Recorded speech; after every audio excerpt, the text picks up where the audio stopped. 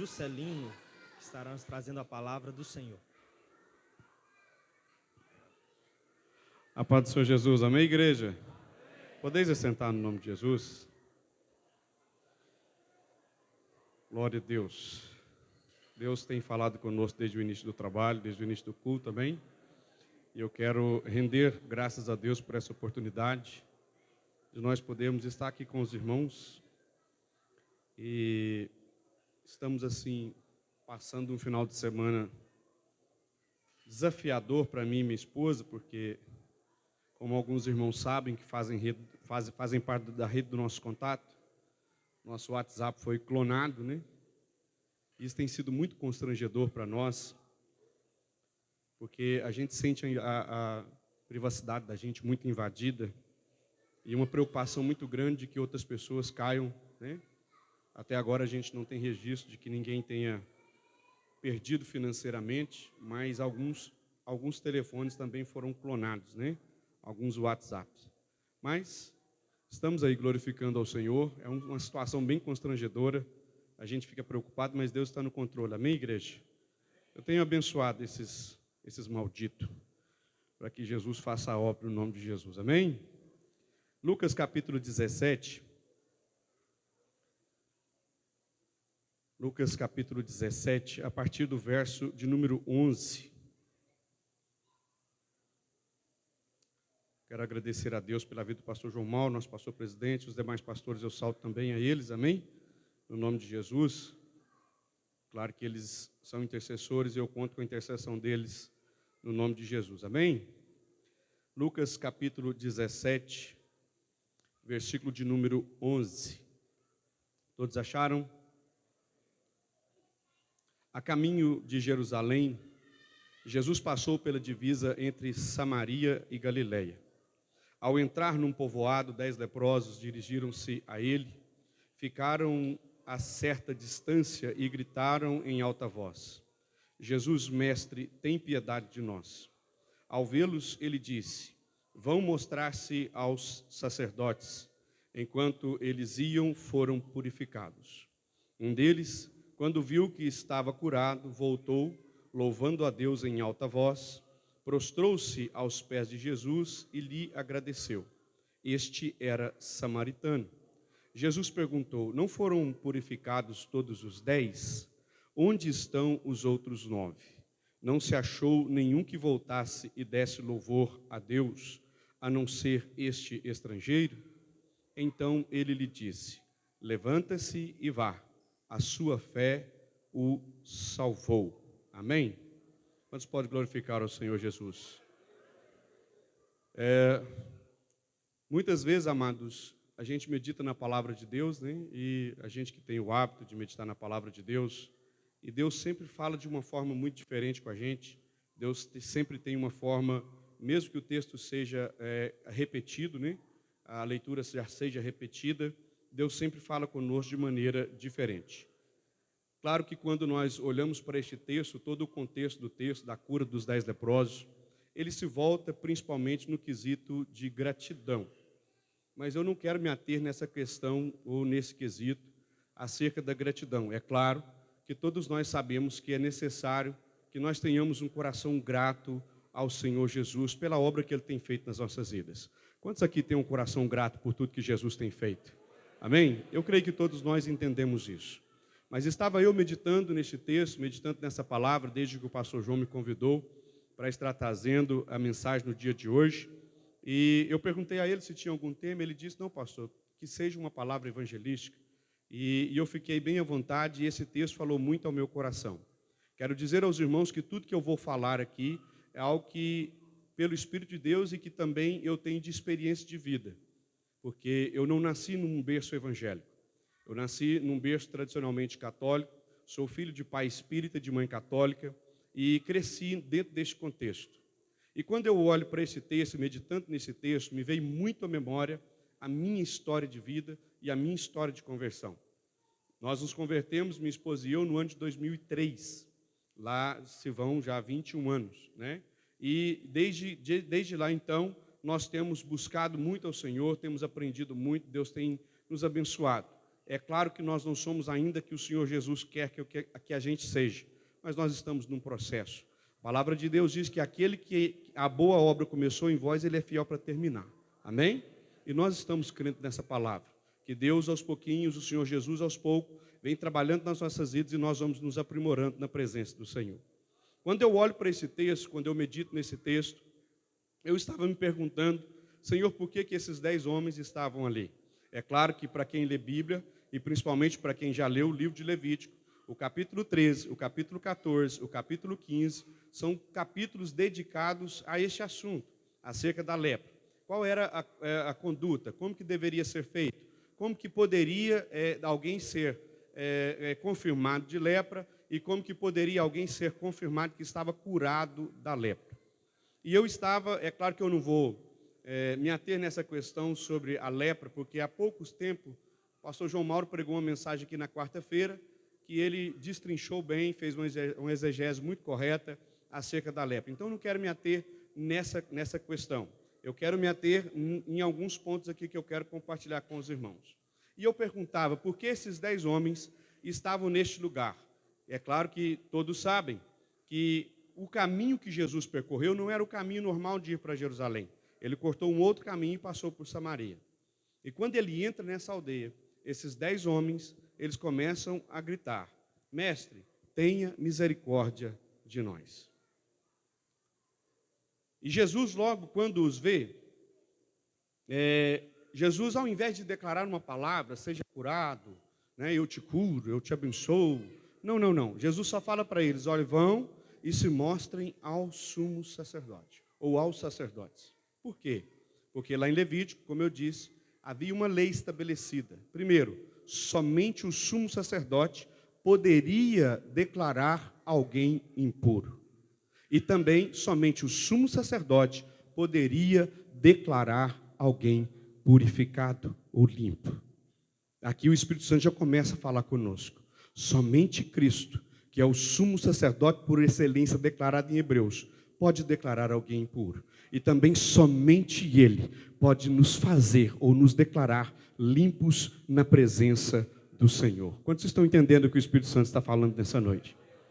Então, esses homens, quando Jesus declara essa palavra, eles saem do local onde eles estavam. Detalhe, era por lei declarado que eles tinham que ficar fora da cidade, e todas as vezes que estivesse passando pessoa, tinham que gritar imundo, imundo, imundo, e eu sei que a maioria das pessoas aqui entende essa palavra e não vou me ater nisso. Eu quero me ater no que estava acontecendo no processo em que eles estão saindo de onde eles estavam e estavam procurando o sacerdote. Porque a Bíblia declara que enquanto eles estavam indo, eles foram purificados, eles foram limpos. E quando você lê os detalhes do capítulo 13, do capítulo 14, do capítulo 15 de Levítico, irmãos, era muito minuciosa o exame, ou muito minucioso o exame de que o sumo sacerdote tinha que fazer na pessoa que estivesse suspeita de lepra. Ele tinha que observar se não fosse declarado imediatamente, a pessoa voltava depois de 7 dias, se ainda assim o sacerdote não constatasse que fosse lepra, ele voltava depois de mais 7 dias, e assim até que a pessoa tivesse nada na pele. Ou do contrário, se tivesse os cabelos esbranquiçados, muita inflamação na pele, ele era declarado impuro, e então ele tinha que se isolar da sociedade. E eu fico imaginando esses homens caminhando rumo ao sacerdote, cumprindo aquilo que Jesus falou. Por que Jesus mandou fazer isso? Porque Jesus, ele não veio para abolir a lei, ele veio cumprir a lei. Amém, igreja? Ele veio cumprir a lei, ele veio fazer cumprir a lei. Então ele manda eles se apresentarem, e eu imagino eles indo a caminho, e de repente eles se dão conta que a pele deles começa a ser purificada. E eu imagino que eles começam a se alegrar muito, porque a gente que dessa geração, mas alguns anos, eu mesmo não sou tão jovem, mas não me recordo de ninguém com lepra. Não sei se alguém aqui se lembra. É uma doença que, graças a Deus, tem sido muito bem controlada. Mas só quem já viveu com uma pessoa nessa condição, que sabe como vive, e principalmente naquele contexto histórico. Era um sinal de humilhação, de abandono. A pessoa estava desprezada, estava isolada. E principalmente, ela estava presa, porque ela estava com o seu espaço geográfico limitado. E eu fico imaginando aqueles homens. A Bíblia não relata quanto tempo eles estavam leprosos, e nem os nomes deles, principalmente. Mas a Bíblia relata que eles estavam indo a caminho. E no momento que eles estavam indo, eles foram purificados. E aí começou a passar algumas coisas na minha mente. Eu posso conjecturar, eu posso pensar, eu posso refletir. E eu quero trazer essa reflexão aqui também para os irmãos. Eles estavam indo cumprir a lei, era um rito religioso, sim ou não? Eles estavam indo cumprir um rito religioso. Diga comigo, um rito religioso. Apesar de que a palavra de Deus, ela diz, Paulo frisa isso para nós, que as coisas que aconteceram no passado, que foram escritas no passado, elas foram escritas para a nossa edificação, para a nossa aprendizagem. Mas eles até então não tinham entendido, principalmente os judeus, irmãos. Porque a palavra de Deus, tudo que tem no Antigo Testamento, seja o templo, seja o sacrifício, tudo aponta para Cristo. Mas eles ainda não estavam entendendo que o que Jesus estava fazendo também apontava para eles. Mas este homem, este samaritano, que ao perceber que estava são, ele volta alegre, jubilando, glorificando e exaltando o nome do Senhor. E prontamente ele se rende aos pés do Senhor Jesus Cristo, o adorando. Ele está dizendo, ei, por que eu tenho que me apresentar ao sumo sacerdote? Por que eu tenho que esperar que o sumo sacerdote declare que eu estou limpo? Sendo que eu já encontrei um que já me purificou e me tornou totalmente purificado na presença de Deus. Amém, igreja? Quantos estão entendendo? Para mim, quando eu analiso isso, eu olho para a minha vida, eu olho para o meu conceito de vida, para o meu contexto de vida, antes de eu aceitar Jesus, antes de eu me converter, eu entendo o que passou na cabeça desse homem, irmão Ebim. Eu entendo o que passou na cabeça dele. Porque a gente quando é religioso, a gente se apega a coisas. Deixa eu falar algo para os irmãos. Eu aos 13 anos de idade, eu era um benzedor. Dos meus 13 aos 17 anos. Eu benzia de quebranto, mal olhado, e espinhela caída, e ofendido de cobra, engasgado. Era esse negócio. Uma senhora, eu sempre gostei muito de andar com pessoas mais velhas. E uma senhora, ela me ensinou, e eu aprendi e comecei a colocar em prática. Aí às vezes a gente chegava na casa de uma pessoa, tem um menino ali, ele não está muito bem, benze ele aí de quebranto para nós. E a gente pegava o raminho do jeito que eles ensinou, e a gente fazia as rezas do jeito que eles ensinou, e de repente aquele raminho murchava, Elias. Porque é murcha mesmo, né? Tirou da raiz lá, acabou, vai murchar mesmo. Aí murchava, a gente falava, nossa, está carregado, está pesado, o negócio está feio. E abria a boca, pastor João Mário, abria a boca, uma abrição de boca, parecia que estava acontecendo alguma coisa espiritual. Hoje eu entendo isso, era uma escama de engano que estava nos olhos da gente, amém? Então lá na nossa cidade, a Baité, eu trouxe até hoje uma baiteense aqui comigo aqui, Kaique, prazerão de ver você aqui, viu? Muito feliz de estar com você aqui, tem outra amiga baiteense ali. Lá na nossa cidade é muito comum isso, irmãos, é muito comum essas coisas. E eu aprendi isso, e quando a gente está dentro de um conceito religioso, de um costume religioso, é difícil se desprender disso. Eu sei que muitos irmãos, principalmente os jovens, talvez não vão entender isso. Eu nasci crente, pastor, eu nasci no berço da igreja. Eu sou crente desde pequenininho, né, Elias? Minha mãe me criou forçando eu a orar, como Elias conta os casos dele. Mas o meu caso é diferente. O caso dessas pessoas também, desses 10 leprosos, é diferente. Eles nasceram num contexto religioso. Eles tinham que cumprir os ritos, para que aquilo fosse cumprido. E era a lei tinha que ser cumprida. Porém, eu volto a dizer, a lei tinha que ser cumprida, mas ela tinha um sentido, ela tinha um propósito. Ela apontava para o Cristo, o sumo sacerdote por excelência. E eles deviam enxergar isso. O tempo revela Jesus, o tempo revela Cristo. Tudo que aconteceu no Antigo Testamento aponta para Cristo. Mas eles, por causa das escamas de engano, não estavam enxergando. Mas esse homem não. Eu vejo grande ousadia na vida desse homem. Eu vejo grande ousadia e transformação de mentalidade. Sabe por quê, irmãos? Quando a gente encontra Jesus, a nossa mente é transformada. Glória a Deus. Quando a gente encontra Jesus, a nossa mente é transformada. E aí eu me lembro, irmãos, eu não posso me ater nisso, que o pastor me limitou e eu preciso voltar o microfone para ele. Mas o que acontece? Eu me lembro direitinho, que aí nós nos convertemos a Caroline, que alguns irmãos conhecem, que aliás nós vamos ser vovô essa semana, viu, irmãos? A Caroline vai dar à luz essa semana, nós estamos aí na expectativa, né? Da Helena chegar ao mundo. E a Caroline nasceu. A Caroline nasce prematura, irmãos. Veja o processo e o propósito de Deus. Está aqui o Toninho e a Rosimeire, que acompanharam a nossa história de vida. Nós éramos todos bagunçados ali naquele Novo Horizonte. Bagunçado mesmo. Promíscuo, beberrão, bagunceiro. Nunca usei entorpecente, graças a Deus. Mas baguncei demais na minha vida. Até que a Caroline nasceu. Quando a Caroline nasceu, ela nasceu prematura, ela nasceu com 1,8 kg. E a gente preso num conceito religioso. Aprove Deus que quando nós nos amigamos, eu e a minha esposa, porque a gente não tinha casado ainda, nós fomos morar nos fundos da casa de um pastor. Pastor esse que um dia eu tentei extraviar o filho dele mais velho. A gente tentou levar ele para bagunça, mas Jesus não permitiu, Deus não permitiu. O homem era de oração, ele é de oração. E aí o que é que acontece? Nós fomos morar no fundo da casa do pastor. Minha menina nasce com esse problema, ficou entubada, os médicos não davam muita esperança. A gente buscando uma forma de buscar a Deus sem muito entendimento. Eu me lembro que eu fiz a última oração da minha vida, não sei se posso falar que é oração, mas foi a última vez que eu me dobrei diante de uma estátua, diante de uma imagem. E olha que eu era muito devoto, porque até promessa eu já tinha cumprido. Mas foi a última vez, no hospital São Miguel, doutor Miguel? São Miguel, doutor Miguel, não me lembro, em Montes Baixos. Ali, no desespero, no domingo, eu fui lá, tinha um negocinho lá, sempre tem uma capela, né? E eu fui lá e fiz uma oração. Mas o meu coração não estava acontecendo nada, eu sabia que não estava acontecendo nada. Aí a minha afinada irmã, que Deus retirou, muito precocemente, com câncer, mas Deus sabe todas as coisas, era a única evangélica da família. A única.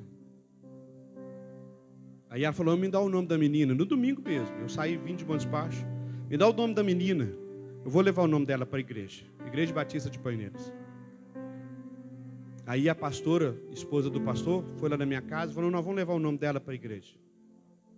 Quando foi na segunda-feira, irmãos, eu cheguei lá e eu ia toda segunda, recolhia o leite da minha esposa e levava para poder alimentar a menina. Quando foi na segunda-feira, eu cheguei lá esperando a pediatra naquela ansiedade, porque ela tinha dito, nós estávamos pagando particular, irmãos. Lá é um hospital particular. E o povo sabe quem é pobre, né? O povo de onde olhar na cara da gente, você sabe, esse é pobre, né? A gente estava pagando só de oxigênio R$ 6,14 naquela época por hora, só de oxigênio. Aí ela, não, procura na Santa Casa, alguma coisa, uma forma de vocês colocar ela lá. E eu estava ansioso para ouvir a pediatra, e ela ouviu todo mundo, atendeu todo mundo, eu naquela ansiedade. E de repente ela falou comigo assim, ó, a sua filha teve uma mudança no quadro dela de ontem para cá, extraordinária, eu nunca vi dessa forma. Aí eu logo pensei, falei, foi a oração dos irmãos. Eu não lembrei, Elias, da oração que eu fiz lá nos pés da estátua, da imagem de escultura. Não lembrei. Eu lembrei foi da oração. Mas isso tem um processo muito grande, uma hora eu quero contar isso com mais detalhes. E aí isso era segunda-feira. Quando foi na quarta-feira, eles tiraram o capacete da minha filha. E na quinta-feira, aliás, na terça-feira eles tiraram o capacete dela. Na quarta-feira eles pediram que eu levasse a minha esposa para que ela amamentasse. Se ela amamentasse, nós íamos trazer ela embora. Ela pegou assim muito munhentinha, bem fraquinha, né? Mas depois na quinta-feira eles liberaram, nós trouxemos a minha filha embora. A partir dali o pastor colou no meu pé, colou na minha costela. Pastor Cláudio, Toninho conhece. E ele começou a nos levar para a igreja. Irmãos, é algo maravilhoso quando o Espírito Santo, eu sei que aquele que já passou pelo processo de conversão vai entender o que eu estou falando. Quando isso acontece, como aconteceu na vida deste homem, deste único leproso, e eu fico preocupado porque o negócio é 10%. Só 10%. Só 10%. De 10, um só. Jesus até fica admirado. Fala, mas não foi 10 que foi limpo. Mas é extraordinário. E eu fico lembrando das conversas que o pastor João Mauro, tinha comigo quando eu era recém-convertido, e ele ia abraçado comigo para a rua fora, e ele ia, eu nem batizado era, eu estava chegando na igreja, nem tinha aceitado a Jesus, ele já ia declarando, não, você vai ser um grande homem de Deus, você vai ser um pastor, você vai ser um pregador da palavra de Deus. Eu estava nem entendendo aquilo direito, mas eu sabia que o Espírito Santo estava trabalhando e obrando nas nossas vidas. Isso é fevereiro de 2003. Quando foi em março de 2003, um dia que a menina já está mais fortinha, nós fomos para o culto e eu e a minha esposa aceitamos o Senhor Jesus Cristo, confessamos Ele como o único e suficiente Salvador nas nossas vidas, e de lá para cá nós temos caminhado na presença do Senhor. E eu fico olhando esse homem, irmãos, que para mim, quando eu olho para a passagem, Elias, do Bartimeu, Jesus está declarando vitória sobre o Império Romano. Quando eu olho para a passagem do cego Bartimeu, que o Império Romano tinha arrancado os seus olhos, às vezes a gente fala que Jesus devolveu a vista a Bartimeu, não, Jesus devolveu foi o globo ocular dele. Porque era a cultura deles. Porque o pastor Jailson pregou aqui, não me lembro em que festa era na época, que trabalho que era, ele pregou sobre isso. Não vou me ater nesses detalhes. Mas quando eu olho para a cura ou para a restauração do globo ocular do cego Bartimeu, Jesus está declarando ao Império Romano vitória, porque Jesus é maior do que tudo e do que todos.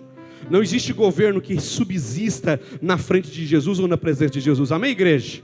Não existe governo, não existe domínio no mundo que prevaleça sobre a mão poderosa do nosso Senhor e Salvador Jesus Cristo. E nesse contexto desse homem, desses 10 leprosos, para mim Jesus está dizendo: olha, eu sou o sumo sacerdote por excelência, o meu sacrifício vai valer para toda a humanidade, e é por isso que eu e você estamos aqui, porque o sacrifício dele é de uma vez por todas, e depois dele nunca mais houve sumo sacerdote. Para mim agora ele está dizendo, declarando vitória sobre o sistema religioso, que prendia as pessoas e não permitia que elas às vezes enxergassem. E eu quero te dizer, o Espírito de Deus está aqui, Jesus está aqui, aquele que me resgatou também da minha religiosidade, ele está aqui nessa noite, e ele também resgata você da sua cegueira, do engano que às vezes o inimigo coloca sobre a sua vida. Uma coisa é certa, esse homem teve coragem. Sabe o que transformou a vida dele? Sabe o que salvou ele? Porque quantos foram curados? Quantos foram curados? Quantos foram curados, igreja? Mas quantos foram salvos? Mas quantos foram salvos? Um apenas foi salvo. Por quê? Porque ele reconheceu: eu quero aquele Jesus. Por que eu vou ao sumo sacerdote se eu tenho aquele que ele me curou e me declarou limpo diante de toda a sociedade? E é isso que Jesus quer fazer conosco. E eu olho para alguns textos, amados irmãos, e eu fico maravilhado. Como, por exemplo, a inauguração da igreja gentílica. Quando começa os primeiros convertidos, a família de Cornélio. Pedro nem queria ir lá. Pedro resistiu. Deus deu ele um sonho, uma revelação, 4 animais descendo na ponta do lençol. E quando os animais descem, nem era sonho, na verdade era uma visão, porque ele estava na varanda. E aí Deus toma ele, ele vê aquilo, e de repente Deus fala com ele: mata e come. Não, jamais, não vou comer nada imundo. Não aceito isso. Jamais. Não torne imundo aquilo que eu purifiquei. E aí de repente o anjo fala com ele e orienta ele para que ele fosse de encontro a essa família. E o mesmo Deus que falou com Pedro, falou também com Cornélio. A Bíblia diz que Cornélio era um homem religioso, de oração, que ele orava, que ele dava esmola. Era um homem íntegro diante da sociedade. Porém, ainda não tinha conhecido Jesus. Porém, ainda não tinha tido um encontro com Cristo Jesus. E quando ele tem lá a visão que Deus dá para ele, de repente ele manda os servos dele, e Pedro chega na casa dele, e Pedro de repente entende tudo, porque quando ele começa a pregar e falar de Jesus, da obra que Jesus fez, daquilo que Jesus fez desde o Antigo Testamento até chegar na crucificação, de repente ele vê que aquelas pessoas estavam falando em línguas, tinham sido batizados no Espírito Santo. Aí ele diz: como posso eu declarar imundo? Ele já tinha tido a visão, já tinha tido o entendimento, Deus já tinha mostrado para ele. E o que impede essas pessoas de serem batizadas? E ali começa um processo maravilhoso, do qual eu e você fazemos parte. A igreja gentílica, aqueles que não eram da promessa, mas Jesus enxertou. Amém? Jesus enxertou na videira, e nós estamos enxertados. Não é por nós, irmãos, não é por mérito, porque todos nós estávamos presos. Todos nós estávamos presos, sim ou não, igreja?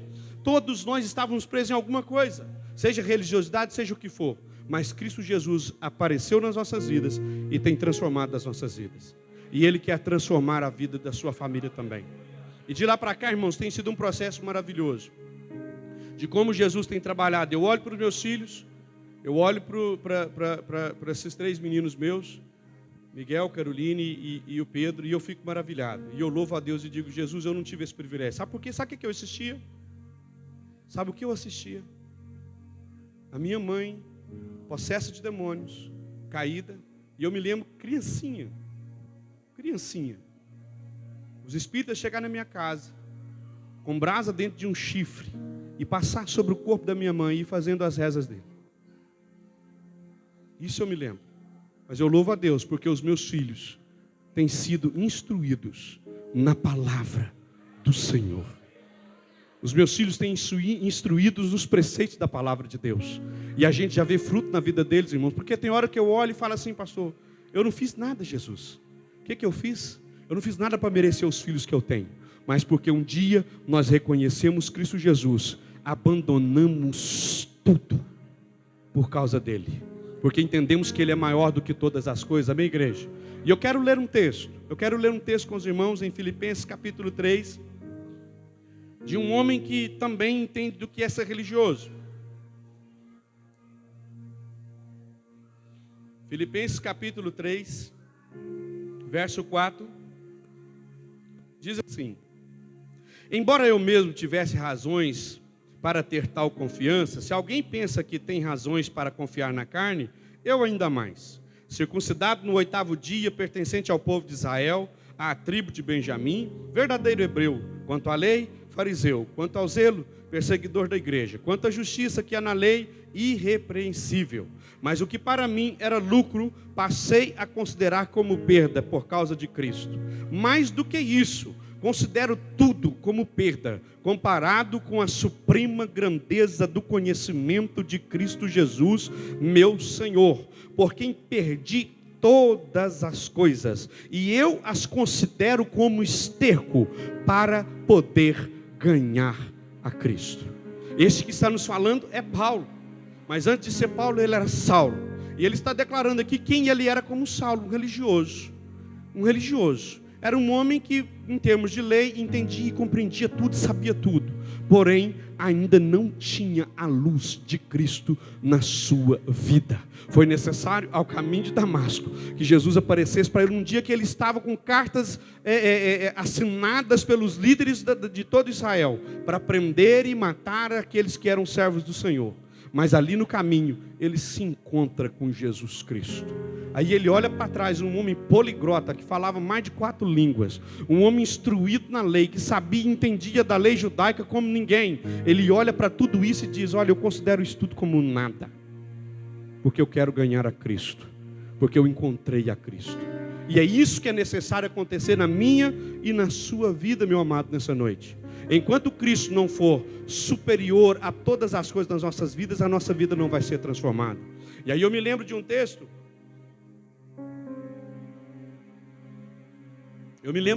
Não vou conseguir lembrar agora exatamente qual é o capítulo e o versículo, mas ele está em João, que ele diz: quando eu for levantado, eu atrairei todos a mim mesmo. Que texto poderoso. Quando eu for levantado, ele está falando da cruz. Quando eu for levantado, eu atrairei todos a mim mesmo. Escute, você será atraído por Cristo e para Cristo, seja para bem, seja para mal. Porque a cruz de Cristo atrai a todos. Pode se levantar governos, pode até o governo às vezes querer, como eles estão querendo fazer agora, né, Israel? Criar slogan para atrair crente. Mas não vão conseguir atrair crente, porque o que nos atrai é a cruz de Cristo Jesus, que está vazia, porque Ele morreu e Ele ressuscitou, e o seu poder ressuscitador está sobre a vida da igreja. E a palavra que Ele declara para nós é: esta é a minha igreja, sobre esta pedra eu edifico ela, e nem as portas do inferno prevalecerão contra ela. Cristo, a cruz de Cristo nos atrai, ela te atrai de uma forma ou de outra. E foi assim que eu me senti atraído pela cruz de Cristo. Quando às vezes eu não estava entendendo nada, mas o Espírito Santo estava me conduzindo. Hoje a gente entende, Breno. Hoje a gente sabe como que o Espírito Santo estava trabalhando naquela época. Mas eu simplesmente, uma coisa eu fiz, Daniel. Eu me entreguei.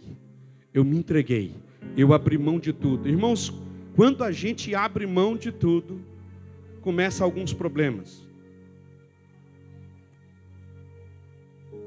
Primeiro, o diabo não gosta. E ele fica perturbando para a gente voltar para trás.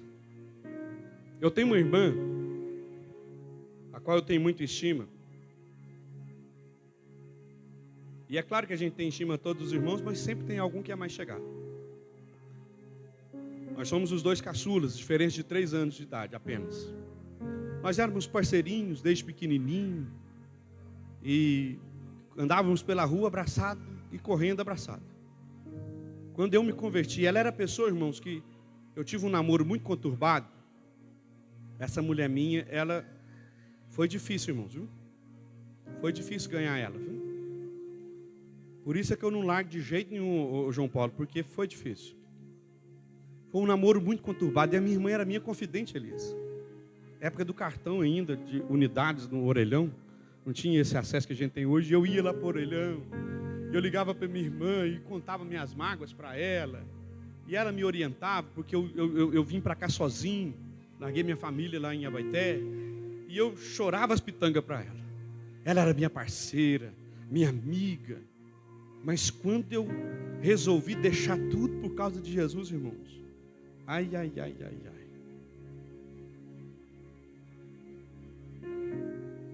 Ligava para ela, aí eu começava, porque assim, médico fala de medicina, né? Advogado fala de advocacia, de lei. Soldado fala de milícia, de polícia, né? Cadê o Daniel? Eu vi ele aqui. Soldado fala desses assuntos. Agora crente fala de quê, irmãos? Fala de Bíblia, de Jesus, de palavra. Aí um belo dia eu percebi que ela estava me rejeitando, né, nas ligações, não estava dando muita trela. Eu falei com ela, o que está acontecendo? Ela falou assim, não, deixa eu falar um negócio para você só sabe falar de Jesus e de igreja. Irmãos, aquilo feriu meu coração de uma forma, porque ela é uma irmã muito querida. Aquilo me atingiu de uma forma, mas eu prontamente disse para ela, deixa eu te falar algo. Eu sei que você não conhece, mas o dia que você conhecer, você vai entender. Eu amo você, mas eu nunca vou deixar de falar de Jesus e da palavra de Deus. Irmãos, você não imagina, minha esposa está aqui, meus filhos estão aqui. Como é o respeito que eles têm comigo no dia de hoje, Elias? Quando eu prego, às vezes em reunião de família, a gente dá uma palavra, não é nem pregar. A gente dá uma palavra, principalmente no Natal.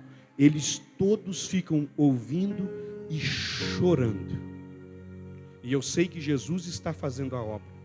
Porque um dia eu abri mão de tudo. Eu abri mão de tudo. Não que isso valha alguma coisa. Mas como diz o apóstolo Paulo, eu considerei tudo como nada, como perda. Tudo que eu havia aprendido eu joguei por terra. Para que eu pudesse então estar com Cristo. E o Espírito Santo pudesse fazer a obra que Ele está fazendo na minha vida. Porque eu sei que ainda não completou. Ela vai ser completa no dia da sua vinda na vida de todos nós. Amém, igreja? Eu me lembro, gente, são tantas memórias, pastor João Mauro. Eu me lembro do dia que a igreja, a Assembleia de Deus, chegou em Paineiras e inaugurou uma igreja. E nós reunimos uma turma mais ou menos de umas 20 pessoas, ver o que é o conceito religioso. Estava sendo inaugurada uma igreja. Uma igreja é algo de bênção, mas naquela época, se eu não me engano, era o ano de 1987. Você vai falar, não, mas você lembra disso, pastor? Eu sou muito antes de 87. E eu me lembro direitinho que nós paramos na esquina de baixo assim, irmãos. E tinha uma turma da família do meu cunhado que estava amaldiçoando o povo da igreja. E tudo que é palavra que você imaginar saía da boca desse povo. E eu, criancinha, não entendia muita coisa, estava observando aquilo.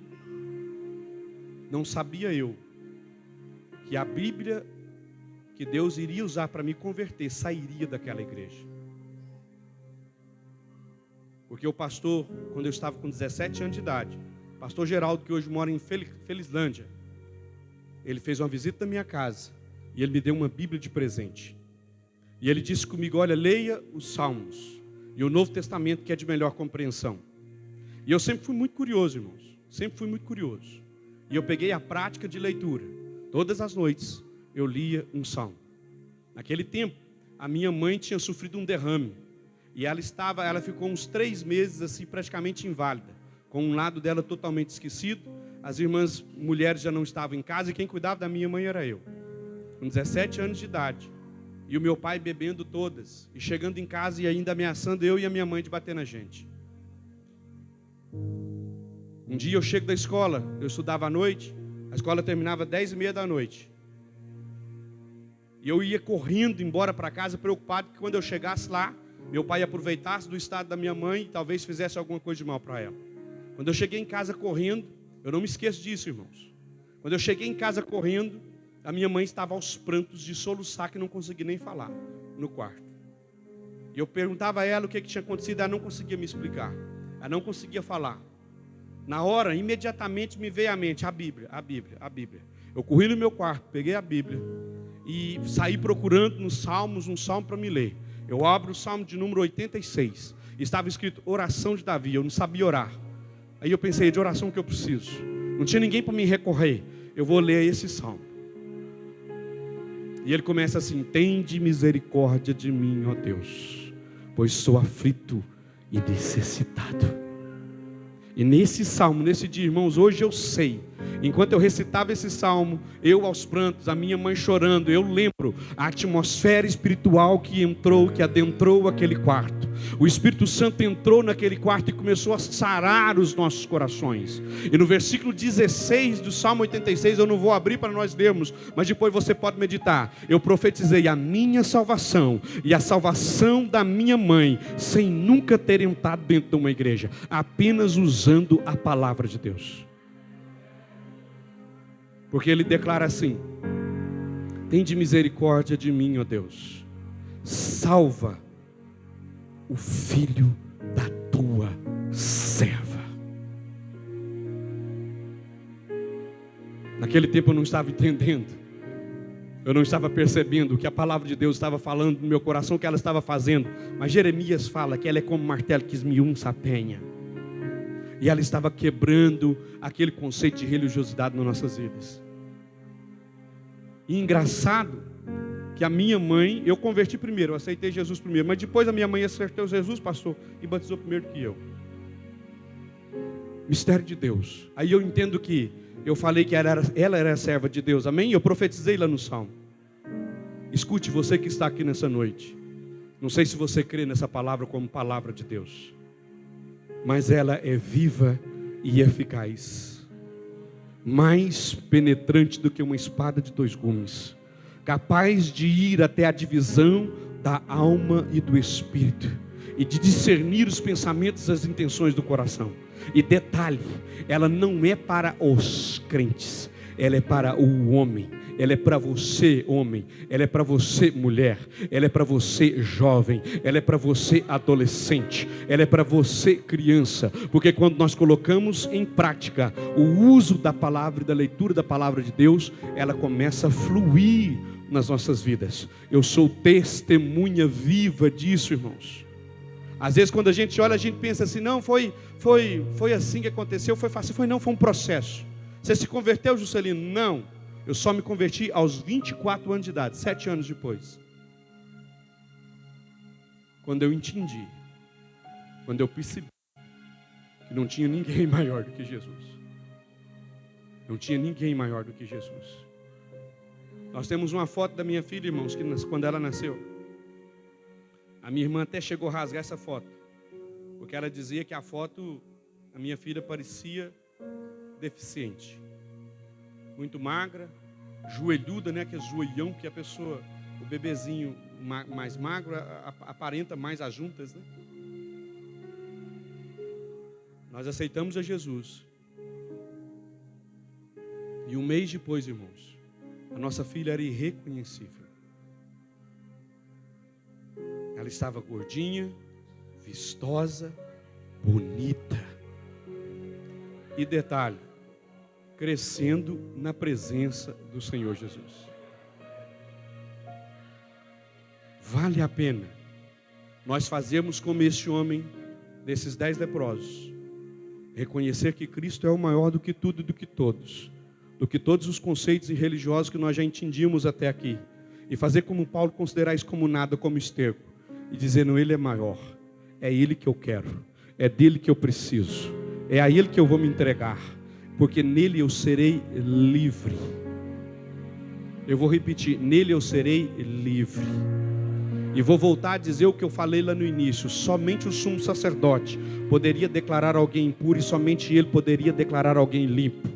E é Jesus o único que pode declarar se nós estamos limpos ou se nós estamos sujos. E Ele está aqui, e o sangue dele foi vertido na cruz do Calvário para nos purificar de todo o pecado que está sobre as nossas vidas.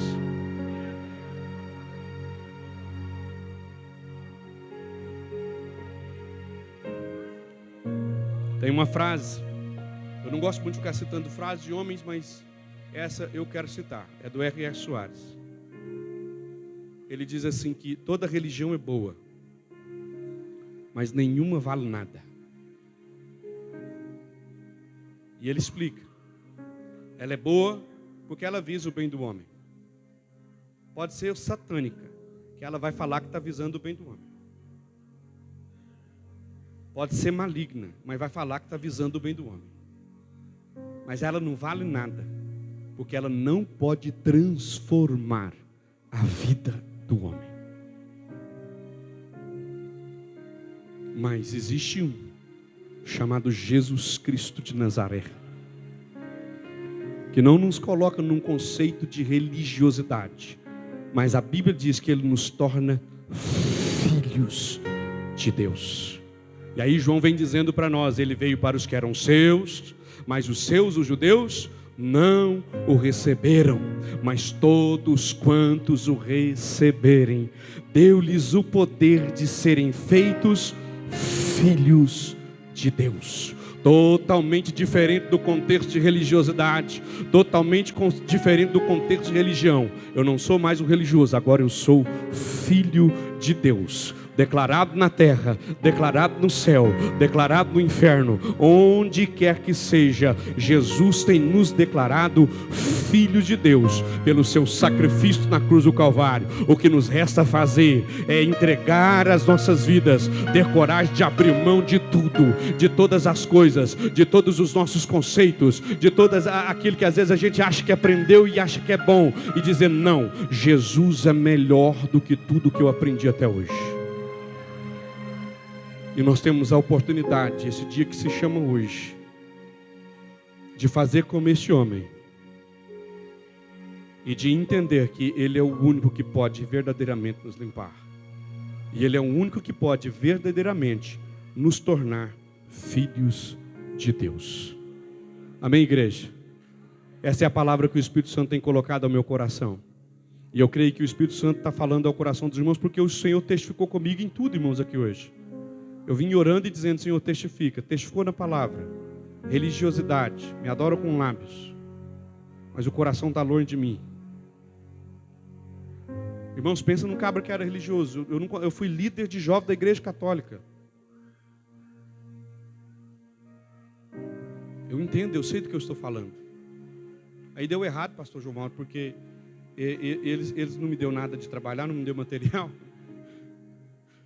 E aí eu comecei a usar um daqueles Novo Testamentos, em Novo Testamento e Provérbios e Salmos, né? Aí aquelas ajudas, pastor Clemente. Lá atrás eu ia lá e usava elas. Aí de repente eles descobriram que eu estava usando o Novo Testamento e falou, não vai poder continuar com o grupo de jovens não. Eu falei, não dá.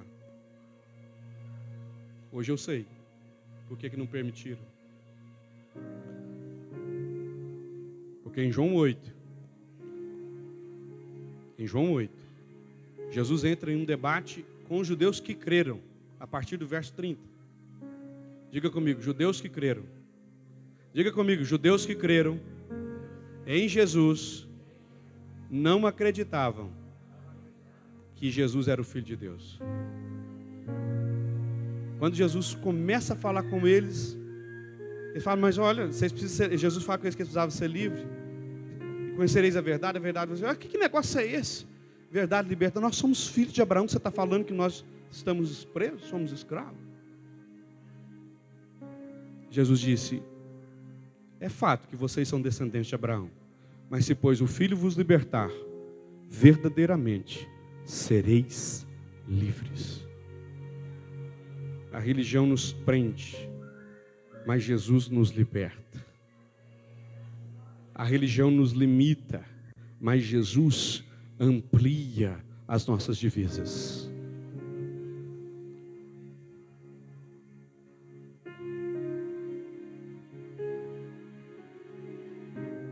E eu não posso encerrar e entregar o microfone para o pastor João Mauro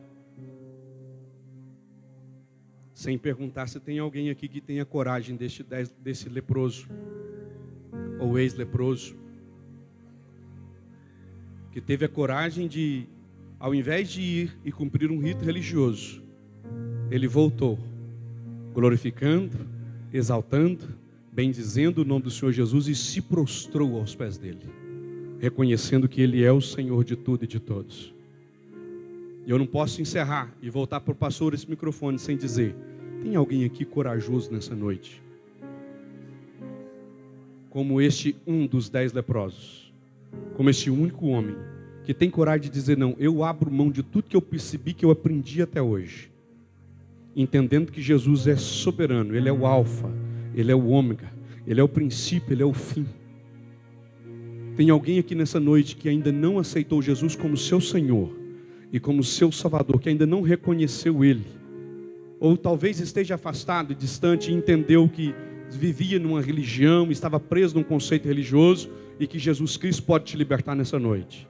Se tem alguém que queira aceitar a Jesus, eu faço esse convite. É desafiador, tem que ter coragem. Tem que ter coragem de abrir mão de tudo para andar com Jesus. Mas também eu te digo, é recompensador. Porque a Bíblia diz que é impossível agradar a Deus sem fé. Sem fé é impossível agradar a Deus. Mas se você der um passo de fé no Deus verdadeiro, no Cristo que morreu na cruz pelos meus e pelos seus pecados, Ele te transformará nessa noite. Tem alguém? Não tem? Eu agradeço a minha oportunidade e devolvo a palavra ao pastor, glorificando a Deus nessa noite. Glória a Deus. Quantos ouviram a palavra ministrada essa noite? É só Jesus salva. Glória a Deus. Queridos, nós vamos passar os avisos da